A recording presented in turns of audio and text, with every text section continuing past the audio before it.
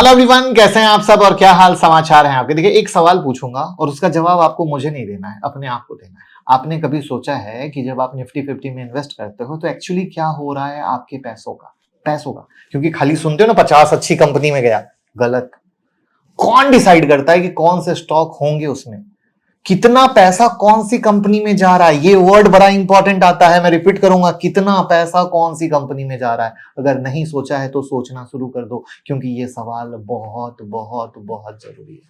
आज मैं आपको सिखाऊंगा इंडेक्स होता क्या है, निफ्टी 50 में एग्जैक्टली क्या प्रॉब्लम है, और फिर 3 ऐसी इंडेक्सेस बताऊंगा जो आपने कभी सुनी ही नहीं होगी। लेकिन मजेदार चीज क्या पता है, इसने निफ्टी 50 को हिस्टोरिकल बीट भी किया है। यानी निफ्टी 50 को अच्छा मानते हो ना, उसी टक्कर की बीट कर एकदम मस्त। शुरू से आखिर तक सुनना। पहली बार आए हो तो चैनल को सब्सक्राइब करके बेल आइकॉन हिट कर लो दोस्तों। और यूट्यूब मेंबरशिप से नहीं जुड़े हो, जुड़ जाओ। 21 साल का एक्सपीरियंस देता हूं, इस वीडियो को देखने के बाद आपको समझ में आएगा कि आपने क्या सीखा है। एक गुड न्यूज है आप सबके लिए, 22 जून को रात में 9 बजे free intraday swing trading strategy का सेशन होने वाला है। क्लास की लिंक आपको डिस्क्रिप्शन में है, जिससे आप रजिस्टर करें, आपको कम्युनिटी मिलेगी। तो रजिस्ट्रेशन के बाद आप कम्युनिटी ज्वाइन करेंगे, क्योंकि जब आप रजिस्ट्रेशन के बाद कम्युनिटी ज्वाइन करेंगे तो वहां पर आपको क्लास की लिंक आएगी। और सिर्फ क्लास की ही लिंक नहीं आएगी, आगे बहुत सारी हेल्प भी मिलती रहेगी। तो क्विकली रजिस्टर करें, दोस्तों को भी रजिस्टर कराएं, और मिलते हैं 22 जून को रात में 9 बजे। तो पहले ये समझो कि इंडेक्स होता क्या है। तो इंडिया में thousand of company stock market में लिस्टेड है। हर रोज उनके प्राइस ऊपर नीचे होते हैं। अब कोई आपको पूछे भाई आज मार्केट कैसा था, तो आप क्या बोलोगे? 1000 कंपनी का प्राइस एक एक करके तो बता नहीं सकते हैं ना, आप देख सकते हो। तो सॉल्यूशन क्या निकाला लोगों ने कि एक रिप्रेजेंटेटिव बास्केट बना दो जो उसको रिप्रेजेंट कर सके, और कुछ सेलेक्टेड कंपनी को लो, उनके प्राइस को मिलाओ, एक सिंगल नंबर बनाओ। अगर वो नंबर ऊपर गया तो मार्केट अच्छा था, और नीचे गया तो मार्केट खराब था। बराबर, इसमें तो कोई दिक्कत नहीं। यही होता है इंडेक्स।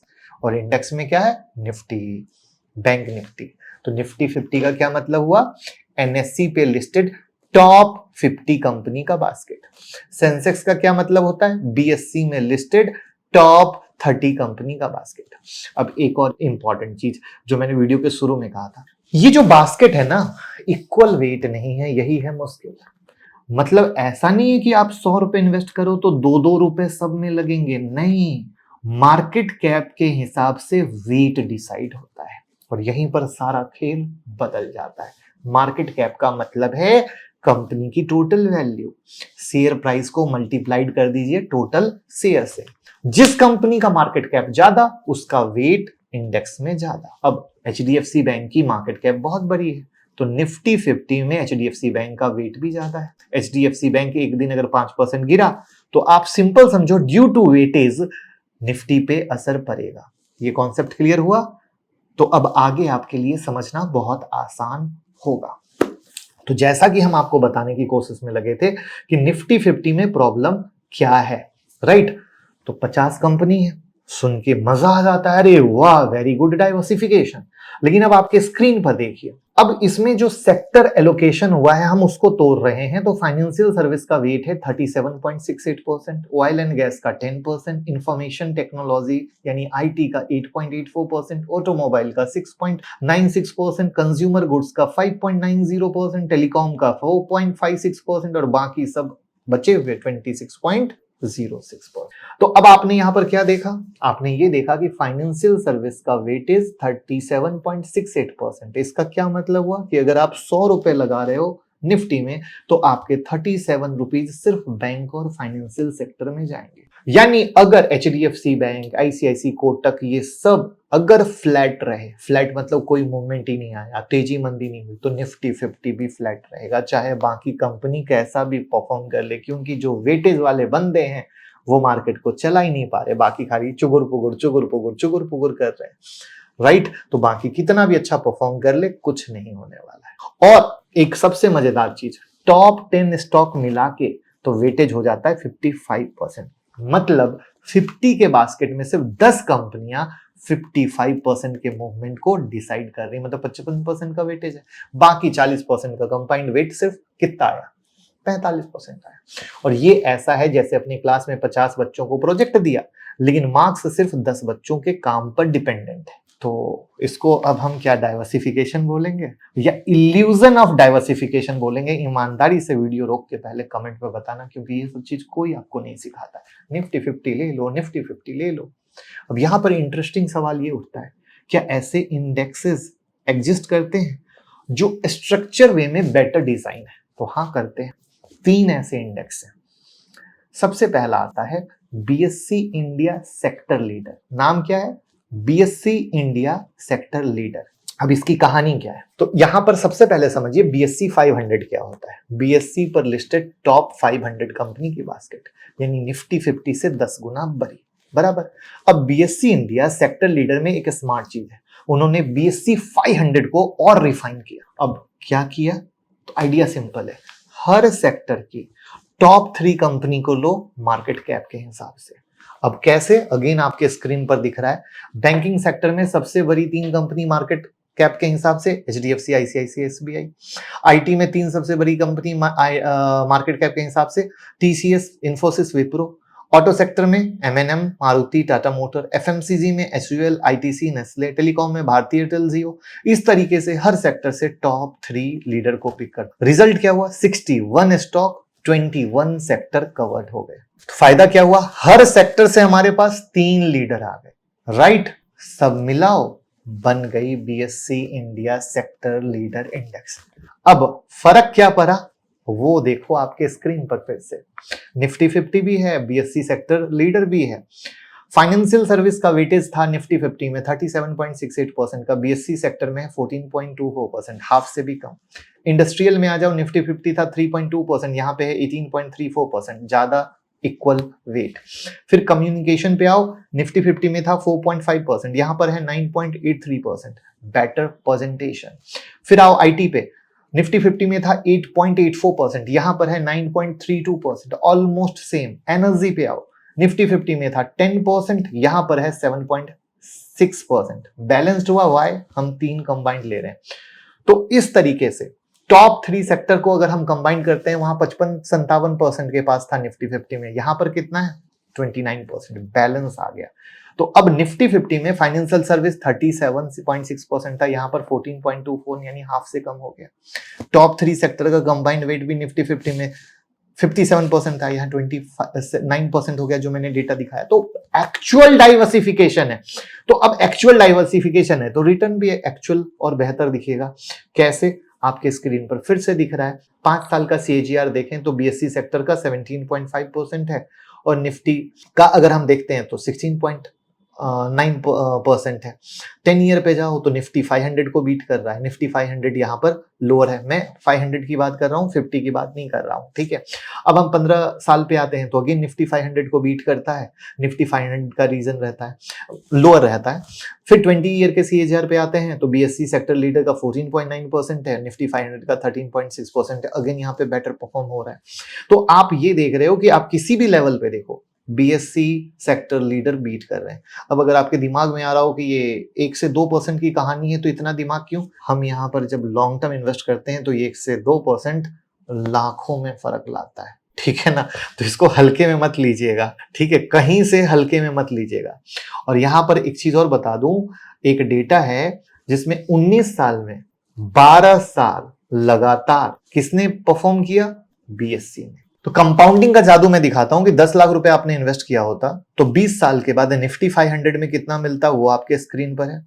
बीएससी सेक्टर लीडर में कितना मिलता वो आपके स्क्रीन पर। निफ्टी 500 में 13.6 लिया, बीएससी सेक्टर में 14.9% लिया, यानी आपके स्क्रीन पर साफ दिख रहा है 35 लाख का फर्क, बिना कुछ किए, सिर्फ सही तरीके से सही चीज को चुन के कंपाउंडिंग का फायदा। अब दूसरा जो है वो है BSc capital market and insurance. ये इंडेक्स थोड़ा सा अलग टाइप का है, इसको बोलते हैं थीमेटिक इंडेक्स, यानी थीम बेस्ड। और तो 2 टाइप के इंडेक्स होते हैं, एक होता है ब्रॉड इंडेक्स, एक होता है थीमेटिक। ब्रॉड में क्या हुआ? सब सेक्टर, सब टाइप की कंपनी, कोई एक थीम नहीं, मतलब एक डाइवर्सिफाइड थाली है, दाल चावल सब्जी रोटी सब। लेकिन जब थीमेटिक पे आते हैं तो एक स्पेसिफिक आइडिया या ट्रेंड पे पैसा लगता है। जैसे कोई स्पेशल रेस्टोरेंट है, चाइनीज का तो सिर्फ चाइनीज मिलेगा, एशियन का तो सिर्फ एशियन मिलेगा, राइट? बिल्कुल वैसा ही। यानी क्या हुआ, मान लो हमको डिफेंस पे लगाना है तो हम डिफेंस लगा रहे हैं, एनर्जी पे लगाना है एनर्जी लगा रहे हैं। तो यानी यहां पर ये क्या कर रहे हैं, कैपिटल मार्केट और इंश्योरेंस की थीसिस ले रहे हैं। वाई? फाइनेंशियल इकोसिस्टम पे बेट लगा रहे हैं। अब यहां पर अगर आप देखते हो तो क्या समझोगे कि इनमें कंपनी की वैरायटी क्या आएगी?